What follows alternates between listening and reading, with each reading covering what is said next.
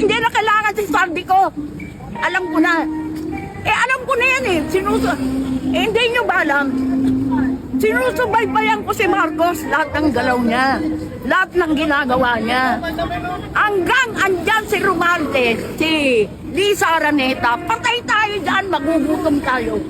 Hindi, ayaw natin ng gulo. We want peace because we are all Filipino. Why you do, if you person talk, sedition, wala naman siyang sinasabing panggugulo. You just want our heart. What is wrong to our government? You know that?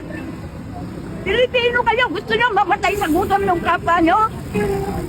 Aba, hindi pwede yan. Hindi naman tayo naghahamon. Pero ang Diyos, si Lord ang maghuhusga sa mga Pilipino. Pipiliin niya yan. Pipiliin ni Lord kung sino ang huhusgahan niya. Yung masasama, lesser evil, or full evil. One only, Marcos. Pinakakurap. Grabe! Ang dami ng presidente na pinagdaanan ko, walang ganyan siya lang. O talaga, nakikakampi pa sa komunista. Nakikikampi pa sa Dilawan. Yan, Dilawan nga nagsasabi ayaw sa kanya eh. Noong nanalo, nakikisakay sila kay Marcos para makatuntong na naman. Para manalo na naman sila. Ano yan? Ano yung ginawa ni, Pangilinan na yan? Siya nga nagtaas ng sibuyas, 300 kilo nung panahon niya. Nung panahon ni Aquino.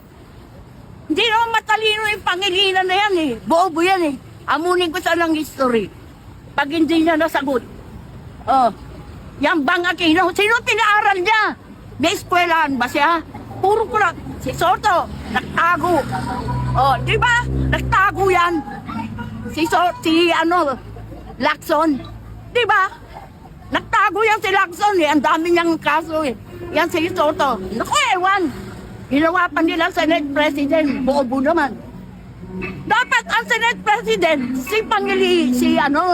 Cayetano, o kaya si Marcoleta, abogado.